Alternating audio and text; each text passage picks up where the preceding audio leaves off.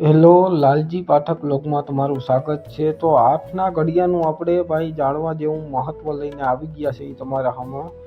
તો આપણે આ ઘડિયામાં તમને બતાવે છે આખી તમારી જિંદગીનો આખો ઘડિયો છે આ બનાવેલ, બરાબર। તો 8 વર્ષના તમે હો ને ત્યાં તમારે બાળપણ હોય ભાઈ, બરાબર।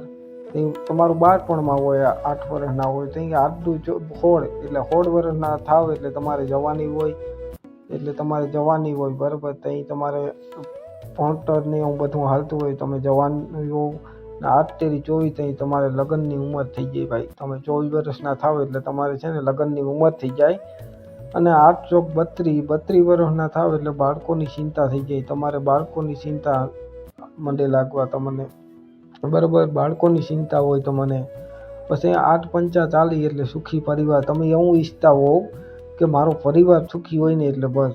ને 8 છક 48 એટલે શારીરિક જવાબદારી, ટોટલી જાતની તમારે ઘરની આખા પરિવારની તમારી જવાબદારી તમારી માથે આવી જાય છે। અને 8 છક 56 એટલે વૃદ્ધાશ્રમ ચાલુ થાય છે, એટલે વૃદ્ધ અવસ્થા તમારી ચાલુ થઈ જાય છે, તમને ઘટપણ આવી ગયું હોય।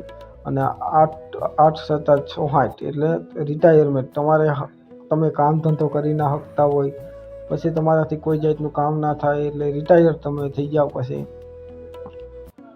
બરાબર। 88 એટલે તમે રિટાયર થઈ જાઓ। અને 8 સત્તા 72 8 9 72 એટલે વસિત્વમાં ભાંગેલા, એટલે તમે આખા ભાંગી ગયા હોય, કોઈ જાતનું તમારાથી કામ ન થાય, બરાબર।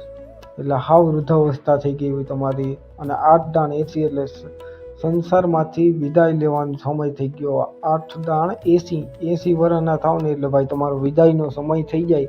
તો આ ઘડિયામાં એવું મસ્ત મેં સમજાવ્યું છે ભાઈ। તો વિડીયોને લાઇક, શેર, કોમેન્ટ, સબસ્ક્રાઈબ કરજો ભાઈ, બરાબર। આ ઘડિયો આખી આપણી જિંદગી કેવી રીતે આખી વીતે છે ને એના માટે આ સ્પેશિયલ મેં બનાવ્યો છે। તો સપોર્ટ કરતા રહ્યો અને મળીએ ભાઈ આગલા વિડીયોમાં।